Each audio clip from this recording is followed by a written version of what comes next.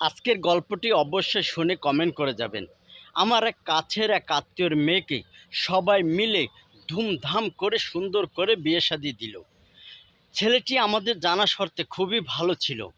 কিছুদিন যেতে না যেতেই মেয়েটি স্বামীর বদনাম করা শুরু করে দিল, স্বামীকে ডিভোর্স দিয়ে দিল। আবার মেয়েটি আরেকটি ছেলের কাছে বিয়ে বসলো। সেই ছেলেটি মাসের ভিতর 15 দিন বাড়িতে ফিরত, আর 15 দিন বাড়িতে ফিরত না। আবার বদনাম শুরু, 15 দিন মাসের ভিতর আসে না। আবার ছেলেকে ডিভোর্স করে দিয়ে আবার সেই মেয়েটি আরেকটি ছেলের কাছে বিয়ে বসলো।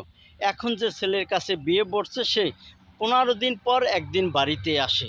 তাই আমি প্রত্যেকটা নারীকে বলতে চাই, ধৈর্য ধরে স্বামীর বদনাম না করে সুন্দর করে সংসার করুন। তা না হলে কিছুদিন পরপরই আপনি স্বামী পাল্টাবেন, কিন্তু সংসার শান্তিতে করতে পারবেন না।